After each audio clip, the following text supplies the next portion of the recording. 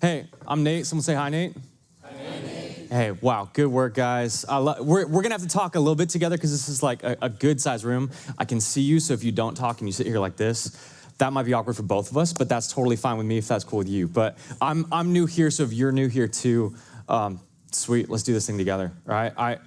I'm so grateful to be with you. I love you guys. I know I don't know most of you, but it's so good to be with you. Docs, I got to be part of helping Treeline get planted, and we're praying for you and trying to be with you and be to have your back, to be on your team, and just be part of what God's doing here, because God is doing something significant in you and through you. And we'll talk about like significance and greatness and all that, blah, blah, blah, whatever. But I have this weird like moment where you don't know me, but I love you, right? That's a little bit odd, but that's just where I'm at right now. So if I get emotional during this, like forgive me, and you don't have to see me next week. But like I said, I'm Nate. I work on staff at Docs at Church. I'm doing some community and equipping stuff, and I get to preach there too. And I'm excited to open this passage with you. So grab your Bibles. Matthew 20, if you're not already there, you heard it talked through, but Matthew is this incredible story of Jesus, the King. Jesus, who is teaching and healing and doing miraculous things that are blowing people's minds, and they're wrestling with, who is this guy? Like, is he just a teacher? Is he some kind of like king that's gonna come in and conquer? But then he says crazy things like, I'm going to die and be buried and raised to life. Our passage is the third time that he said that to his friends, his followers. Now, the heartbeat of our passage, you heard it a couple times, but it revolves around this idea of being great. Someone say great. Great. Nah, you gotta do a little better than that. Okay, someone say great. Great. Thank you. Yeah, if you're like, he didn't say mine, like you are someone to me. So if I say someone say, that's you, okay? Deal? Someone say, yep. All right, that was a test. Most of you passed, that's cool. But this idea of being great, maybe you haven't in your life stopped and gone, what would it mean for me to be great? Like maybe that word greatness doesn't exactly resonate with where you're at right now, right? You've got stuff going on in your life. You've got bills to pay. You've got work habits and stress and whatever that you're trying to work out, all that. Maybe the idea of greatness doesn't exactly resonate with you, but I think all of us have this thread in our heart where we desire significance, meaning, purpose. Like it shows up all over the place. And so our passage uses this word greatness to talk about this thing that's in you and in me. It's that finish line that you've set in your life that, man, once I reach this point in my career, in my family, in my life, once I reach that, then things will be good. Once I get there, then I'll finally feel what? Like content, happy, satisfied, significant, whatever it is. You and I have these finish lines like wired into our hearts that we keep chasing and reaching for. And they're gonna be as different as there are different people in this room. For some of you, it literally is like career and fame and prominence. And for some of you, it's like, man, having a kid and the family I've dreamed about and stability. For some of you, it's just the peers around you. How do I get one notch ahead of them in my classes, in my cohort, whatever? Like greatness. It might not be a word you've used before, but it's actually something you've lived in, you've struggled with, you've sweated out, you've wrestled with. And in fact, maybe you came to Michigan because you're like, I'm gonna be great. Talk about greatness, I've arrived. Did you see the game last night? Go Blue, right? But in my life, as I've chased those finish lines, as I've pursued those things to be great, I find when I think I'm leaning over the tape, when I think I'm finishing the race, all of a sudden I realize the finish line's further away. I didn't get to where I thought I was. So my wife and I ended up as missionaries overseas for a brief time. We were in Albania. Anyone been to Albania? Yeah, Dave, Laura, a couple. So David's like, he'll tell this story about the best meal he's had in his whole life, which was in Albania, which is very surprising because their national dish is like sort of grilled meat, but not barbecue. It's like literally people came down from the mountains and like, dude, we have meat and bread. David's laughing because he's eating food there, but there's this spot called Marizi Zanave that is like some of the best food in the entire world. Anyway, Laura visited us too, and we were in Albania, and part of the story of us getting to Albania was our entire relationship. We'd wanted to be missionaries. Like even as we were dating and kind of like getting interested in each other, that was a big part of it. Like we wanted to be missionaries together. And so we worked and we prayed and we thought about it, and we ended up actually arriving in another country. And it's like, dude, we're here. We're missionaries. This is awesome. And then we realized like, then you have to actually do stuff, right? You don't just like land in the place and you're like, look, I've arrived. And so we crossed one finish line and all of a sudden it's like, I have to get to work there. And we had signed up to be there for 2 years, and we ended up actually coming back after 1 year. It's a long story, but we came back, and then I got to cross another finish line that was near and dear to my heart. I got to be a salt company director. And I thought, I've done it. Like, I've made it. I've arrived. I got the job I wanted. I get to lead a team. I get to do all this stuff. And then all of a sudden I show up and I'm like, oh yeah, I have to work. I have to do stuff now. And I found in my heart, I was starting to look for the next thing. Well, am I going to be a church planter? Am I going to be a lead pastor? What's the next thing? I'm in the middle of my dream job, and all of a sudden I'm looking for the next. The finish line just kept running farther and farther away from me. Can you relate to that? Some of you are like, no, I've never been to Albania, dude, whatever, right? But you've got that thing in your life where you achieved it, you got it, and then you realize the finish line slipped further and further away. Again, you got into that relationship, and then all of a sudden you're like, yeah, but when's the kid coming? When's the house coming? When's the house renovation? Like all of that. Or you got accepted in the program, and you're like, sweet, okay, now how do I get into the top? You get the job, and then you're like, when do I get the promotion? Like on and on. All of us have this, whatever sphere you're in, whether it's like ministry or job or school or family life, whatever it is, you have this thing in you, and I do too, where we are chasing and pursuing something that our passage might call greatness. And it keeps slipping out of our reach. And I just want to expose that for you for a minute, because I don't think that pull in our heart is fundamentally wrong. I don't actually think it's wrong for you to have a desire and ambition to do things that are significant and meaningful. I don't think that's bad, and yet we find ourselves chasing stuff that doesn't actually satisfy.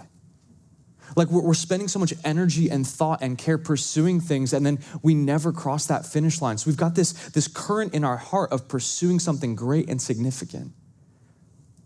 But it hits this cross current of never actually arriving there. And when you play the tape, when you run that forward for years and years and years in your life, what does that lead to? I mean, the classic phrase, like a midlife crisis. Some of you in college are like, can I have a quarter life crisis? Is that okay, right? People leaving their families. People struggling with substance abuse and addiction because it just doesn't seem to quite work out. Okay, that's the bad news. So what is true greatness?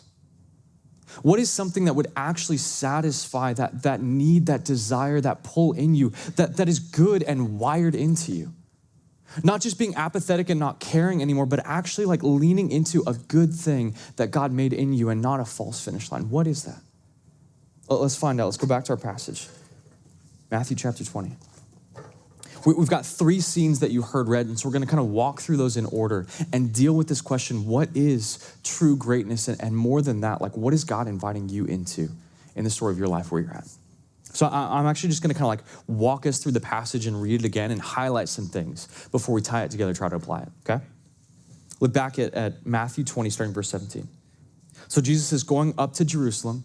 These are like the final things he's telling his guys before he goes into Jerusalem. He'll have some teaching still there. But he's told them already, I'm going with purpose. I'm going for something very specific. He's going to lay it down for them again. He took his 12 disciples aside, like, let's stop walking. Let's get away from the crowds. You need to listen to this. On the way, he said to them, see, we're going up to Jerusalem, and the Son of Man will be delivered over to the chief priests and scribes. They will condemn him to death and deliver him over to the Gentiles to be mocked and flogged and crucified. He'll be raised on the 3rd day. And Gentiles here just means non-Jewish people, but he's specifically talking about the Romans who had been the conquerors over that land for a long time. Like when they thought of Gentiles, they thought of the Roman governors and rulers and authorities in their life. So he's saying, hey, our people are going to hand me over, and then the people in control of the land are going to kill me. But I will come back. I will be raised on the 3rd day. And let me just tell you, if you're like new to Christianity or skeptical about Christianity, maybe you've heard ideas like, yeah, Jesus is a good teacher. Jesus is a good moral guy. But he says crazy things like this. He says stuff like this that interrupts all of our preconceived notions and ideas about him. He doesn't let us get away with just thinking he's another good moral teacher that's got some kind of like philosophy to make your life easier. He says things like, hey, I'm going there because I know I will be killed and I will come back to life. You fundamentally cannot pull the resurrection of Jesus out of the story of Jesus. You can't do it. Otherwise, you're making something else up. And so again, that might be a sticking point for you. That might even be why you're like on the fringes and you're not ready to jump in. That's okay. But we need to look at that reality together. We need to examine that if we're really going to understand who Jesus is. So his best friends are hearing him say this stuff. This is the 3rd time they've heard it. What do you think they're gonna start talking about now? Like how do they process and think through and talk? Like if you were with your friend and he's like, hey guys, I'm gonna come back to life. Don't worry, I got you, right? And you'd see him do crazy miracles. What would that stir up in you? Like worship or wonder? Would you be in awe of this guy? Like what would that do to you? We actually know what it does to him. In verse 20, the mother of the sons of Zebedee comes up with her sons, and kneeling before him, she asked him for something. Now also, this is kind of funny. Like, did they just like bring their mom along with them on this road trip, right? Mom, come hang out with you. Like, I don't think anyone else brought their moms with them. So I don't know if these are just kind of like, they want to hold their mom's hand or what's going on there. But it's also a little bit weird because the mom is kneeling before Jesus and she asks him a request. But you can tell maybe there's something about her kneeling posture that's like true of what she's supposed to do for Jesus, but there's some other kind of heart motivation in her. This desire for greatness for her family, for her kids, that's showing up in her right now. So verse 21, he said to her, what do you want? And she said to him, say that these two sons of mine are to sit, one at your right hand and one at your left in your kingdom.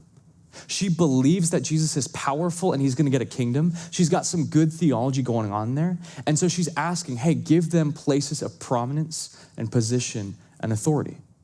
You can do it. You are going to get a kingdom. I'm believing you right now. And so in that belief, would you give my sons greatness? Again, the right hand and the left would be the positions of authority of a ruler. They'd be talking to the king. They would be given special place and power and maybe even wealth in this new kingdom. So on the surface, she's like doing the right things and believing the right things, but there's something popping up in her heart that's exposing a different motivation when she's kneeling at Jesus' feet. Say that they'll get these positions of prominence and authority. Verse 22, Jesus answered, you don't know what you're asking. Are you able to drink the cup I am to drink? And they said, we're able.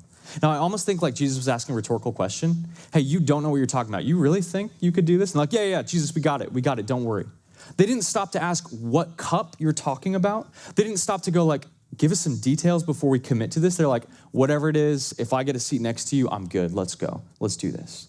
Their desire for greatness and place had stopped them from even processing, considering what Jesus is saying to their faces. He says, are you able to drink the cup that I will drink? Someone say cup. The cup could mean a couple different things in their context. We see when Jesus is in the Garden of Gethsemane, when he's talking to the Father, he says, hey, let this cup pass from me, but not what I will, but you will. There's a rich Old Testament picture of the cup of God's good wrath against evil. What Jesus did on the cross wasn't just being a good moral example of selflessness, but actually taking God's wrath against sin on himself. The idea of a wrathful God might not sound that like fun or pleasant to talk about. That might not be the most winsome thing you've ever heard someone say. But listen, if there is a good God who is full of justice and mercy and truth and kindness and goodness, and there's evil in the world, wouldn't you want a God like that to deal with evil? Wouldn't you want a God like that to actually care about suffering and to be indignant and frustrated with suffering in the world? Wouldn't you want a God like that to do something about it?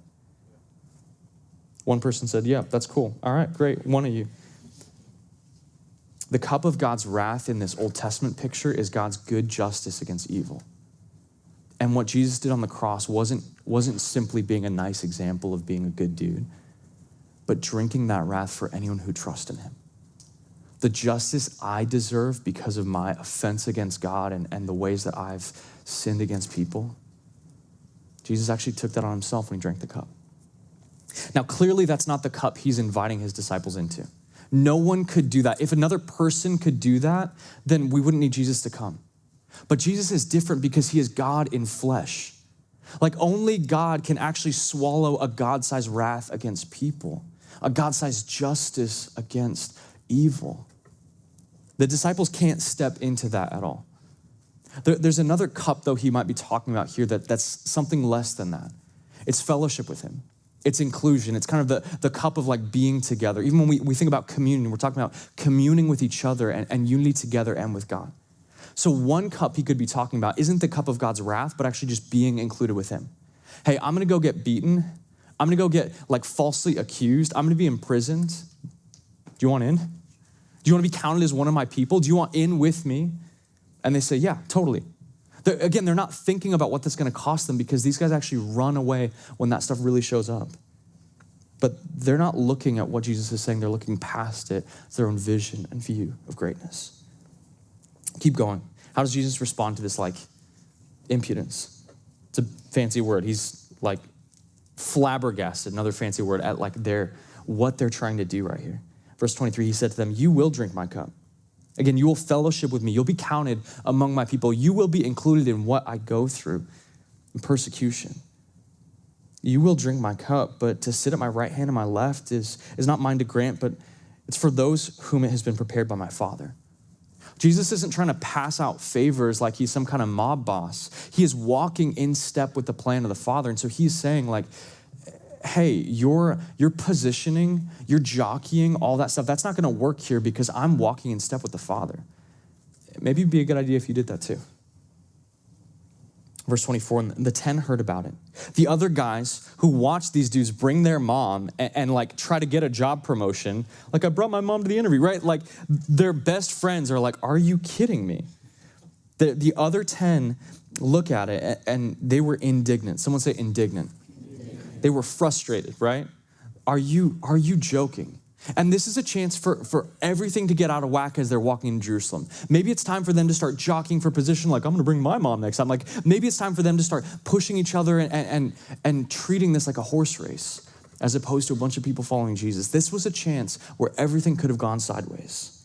They were indignant at the two brothers. But Jesus puts a stop to it. Verse 25, Jesus called to him and said, you know the rulers of the Gentiles lord it over them. The Romans, all these people, they lord it over them, and the great ones exercise authority over them. It shall not be so among you. But whoever would be great among you must be your servant. Whoever would be first among you must be your slave. Even as the Son of Man came not to be served, but to serve, and give his life as a ransom for many. There's something fundamentally different to Jesus' view of greatness. Not jockeying for position, not fighting to be first or in charge or in authority. And he's talked about this before. You've heard this if you've been around Treeline going through Matthew. He's been unpacking this idea, but it hadn't sunk into the disciples yet. So he says, if you want to be great, don't look at the examples of the kings and the governors and the rulers. Don't look at the people who appear to have made it with position and wealth and authority. Be a servant. Be a bond slave. Be like me, who didn't come to be served and lord it over you, but to serve, ultimately giving his life as a ransom. There's a ton in there that we will unpack, but our story's not done yet. They continue on their way. Look at verse 29. As they went out of Jericho, a great crowd followed him. And behold, look, behold means stop and look at this. There were two blind men sitting by the roadside. When they heard Jesus was passing by, they cried out, Lord, have mercy on us, Son of David. Now, blind men in this day didn't have great social access and services. They were begging by the side of the road. There weren't vocations for them to pick up. There weren't support systems or whatever. Their way of providing for their family was to sit by the side of the road with their hand out and hope someone would give them money. Talk about a lack of greatness, right? Talk about people that can't jockey for position and can't posture and can't excel and can't put themselves above other people. They're stuck just hoping for a little bit of mercy. But they say something interesting. They say, Lord, have mercy on the Son of David. They're calling something out about who Jesus is that should catch your attention. The mother of the son of Zebedee, she knelt and she had good theology when she was talking to Jesus. And these guys are saying something really significant about Jesus too. First off, they're calling him Lord. Not just good teacher, not just someone who can give me stuff, but actually recognizing the authority of who Jesus is. He is a Lord and not just a nice guy or a moral teacher. So he demands allegiance. He can tell you what to do in your life. He actually gets to say what is right and what is wrong. He's the Lord. They also say Son of David. There was a promise to King David in the Old Testament, if you're familiar with your Bible, that he would have a son that would sit on the throne forever. And none of his descendants lasted. Even the ones that tried their hardest and did their best, they were cut down at a young age. Nobody fulfilled that promise. And these blind men don't see Jesus physically, but they have the eyes of faith to go, this one is the one that's been promised. For generations past, this one is the one we've been hoping for, this Jesus. Verse 31, the crowd rebuked them. Stop it. You're bothering him. Don't talk to him. You don't have a place here. You don't get to talk to Jesus. They're seeing these scruffy dudes by the side of the road and saying, you don't belong here. You can't play this game with us. Like, we get to be close to Jesus. We're walking with him. You stay in your spot. They rebuked them, telling them, be silent. But they cried out all the more, Lord, have mercy on us, son of David. And stopping, Jesus called them and said, what do you want me to do for you? This is really interesting because it's very similar to what he asked the mother of the sons of Zebedee, right? 2 times he's saying, hey, what do you want? And the first one he said, no, you don't get it. What is he going to say to these guys? Verse 33, they said to him, Lord, let our eyes be opened. We want a miracle. We want you to show up. And he's healed before, and so they're saying, hey, you could do it. We know you could do it. I haven't got to see you do it, but I'd love to, man. Like, you could do it, Jesus. Let our eyes be opened. And Jesus, in pity, touched their eyes. He didn't stand far away at a distance in the middle of the crowd or up on a high platform. He reached down and touched their eyes. And immediately they recovered their sight and they followed him. Okay, let me just summarize what we've seen here and figure out what the heck this means for us, okay? So we've seen these 2 different requests, like good theology in both and the right sort of posture in both, but to the first request for position and prominence, Jesus says, no, you don't get it. And this second request, these guys begging at the side of the road, Jesus says, yes, I will heal you, I will show up. What does this mean for us and our struggle with greatness? Like, what does this mean for you today to read these words? First off, I don't think we are that different than the disciples. I'm not. I do think we all have this idea of greatness that we walked in here with. Again, it might be in your particular category or sphere, but we have a definition of what greatness is supposed to be that actually probably doesn't look that much different than anyone else. We just put up on the screen, here's what you were taught that greatness means. It means power. It means fame. It means position. It means wealth. It means control. And maybe you've been chasing and pursuing some version of these for a long time now where it's become normal to you. You don't even know what it's like to not chase those things. Or maybe your struggle coming in this morning is because you've actually been stung because you feel like you can't achieve these things. They've been taken from you and you feel that ripping and that hole inside of you. The sting for you is not that you're achieving greatness, it's that you feel like you've been robbed of greatness. Again, you wouldn't put the word great to it, but that finish line that you had in your heart, you've been chasing. There's kind of a term we use around Christianity, some maybe you've heard of it, it's this idea of an idol. An idol is something that we long for and pursue and chase and give value to because we think it's going to give us something it promises. One way you can identify an idol in your life is you go, hey, life wouldn't be living without blank. I don't know if I could go on without blank. I don't know if I could ever be happy if I don't have blank. Is it that promotion, the paycheck, the house, the kid? For all of us, there are certain things that we've begun to believe a promise about that thing could never actually give us. And again, that's one thing to look out of these walls and go, yeah, some people out there really struggle with that, don't they? My boss, he sucks, right? It's one thing to look out there at coworkers or classmates and go, yeah, those people really struggle with jockeying for position. But as somebody whose job is to be in ministry, I've seen this so much in the church too, in me, right? Church guys get around and start comparing numbers. And it's sort of yeah, God's doing great things. God's awesome. Look how big my church is, right? We smuggle this in. Or some of our best efforts are shot through with this desire to prove that we're good enough. If you can't do a service project or give money without posting on social media, maybe that's you too. All of us have imported this view and then we try to baptize it in Jesus' name, hoping that somehow it'll be a finish line that we could really get to. And it hasn't worked. In fact, maybe you're not a Christian because you've watched Christians try to do this for so long and you can sniff it out, right? That intent has a smell to it and you don't like it. But there's something about Jesus that you can't get past. Maybe you feel burnt out because you joined a church plant and you thought, finish line, I've got it. And then you're setup team? Oh no. What is that finish line for you? There's an Office quote Well, this is like 10 years too late. I'm sorry, guys. But Michael Scott's doing one of those like talking head things. And he's like, I don't want to be one of those guys that fades off into the sunset. I want to make a difference. I want to give back. And he's like, hey, he's like playing this out in his mind, right? He's like, hey, do you know who donated this new wing for the hospital? It's helping so many people. And the other person's like, no, it was anonymous. I don't know. Well, that was actually Michael Scott.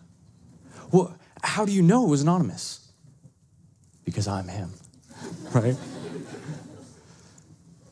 Man, I'm freaking Michael Scott, guys. I hate it, but even as I'm coming to like talk to you and be with you and sit under the word with you, this stuff's in my heart too, and it's in yours. We have this jacked up view of greatness because we don't actually understand what Jesus is trying to say to us. I want to spell this out a couple different ways for us so that we can really be changed by this and not keep on this same treadmill of chasing these false finish lines with a false view of greatness. I think the first thing we need to grab, there's two parts of this idea. The first thing we need to grab is what the world calls weak, God calls great. What the world calls weak, God calls great. When you look at what Jesus says his examples are, it's servant. It's bondslave who are so like low status and low economic power and low authority in their culture. And then ultimately he says, hey, me, giving my life, giving myself, serving for you. Jesus is the ultimate example of this. He walks towards Jerusalem knowing that his best friends are going to leave him and betray him. His clothing and possessions are going to be stripped from him, and he is going to be like powerless, hung up on a cross to die. Despised and shamed and mocked and spat on and crucified like a criminal. Where anyone passing by the major highways of Jerusalem would look at him and go, he's a failure. That guy that had crowds, that guy that taught, that guy that healed people, he is an absolute failure. He's not the king. He's saying, let me be an example for you of what this is like. But what the world called weak and failure was actually God's wisdom and power to save. Again, if Jesus was just a good moral teacher, his death on the cross would have been nonsense, but he was more than that. He was the king that died to, on his back, bear your shame, to drink the cup of God's wrath against your guilt, to deal with your fear ultimately by rising from the dead. Jesus is the ultimate example of God's greatness at work in this way that blows our mind and is so counterintuitive, and yet there's something about it that resonates more deeply than any other version of greatness. Again, his disciples didn't get it because they wanted him to be the king that would give them position and power and authority, but he was the king that came to give his life so that you could have life with him. Not just as an example, but as the one that changes everything. If you're not a Christian this morning, this is what it means for you. It means you don't come in here bringing God your strength and your best effort and your best ability, hoping that he shows up and gives you something. That's not how it works. You don't come in here hoping if I just serve enough or learn enough or do enough, then God will sometime love me in the future. That's not how it works. You come in bringing your weakness and saying, okay, I got nothing, God. The only stuff I bring to the table is the sin that required your death. And God shows up in his greatness and goodness for you. Genuinely, let me just say this to you. Maybe the thing that has been stopping you from becoming a Christian is because you've been trying so hard to be a Christian. You've been working so hard to be good enough for God, and he was never asking that of you. Today, would you just stop? Like, stop trying to perform for God or man or anyone else. Just stop and come to Jesus and accept him as the Savior you need, not as like the life coach or the co-pilot to your best efforts to be great. Again, if you're not a Christian, that's your application today. What is holding you back? Like, what is stopping you from accepting Jesus? Now, if you're a Christian this morning, if you'd say, yes, I'm with Jesus, I got that, I'm in. And I think I've smuggled in my view of greatness into this room this morning with you.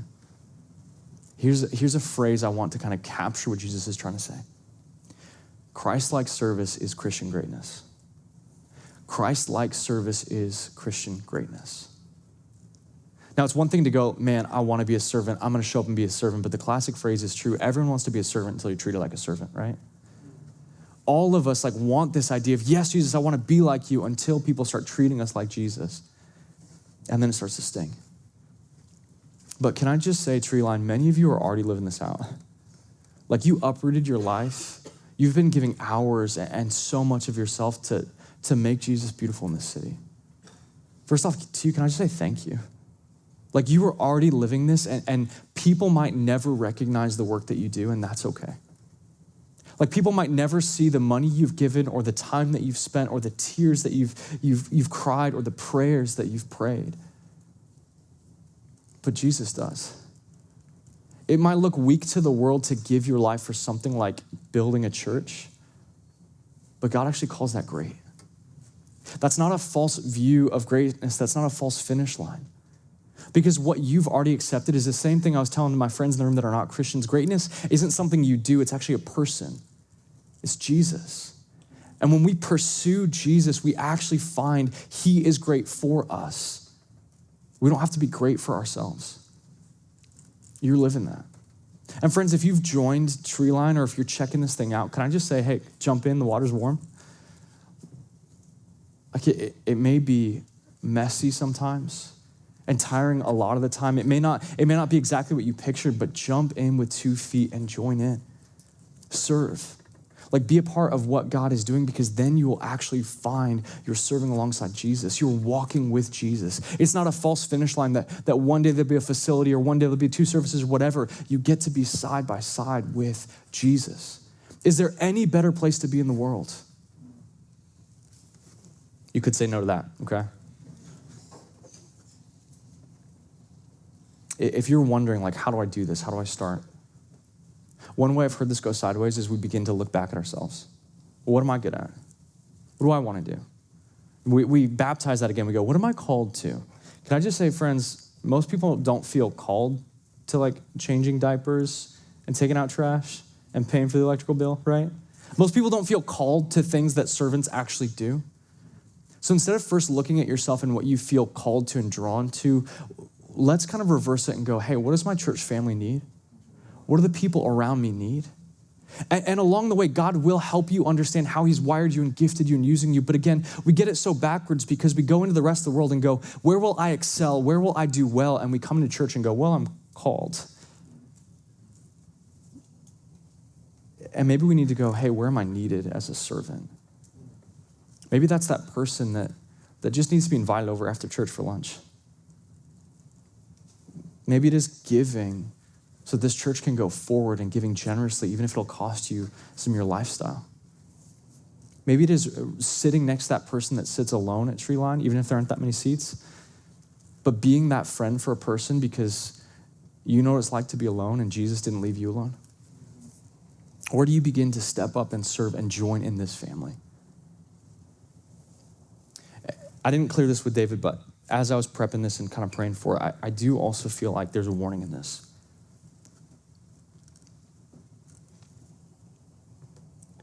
There's a warning in this passage that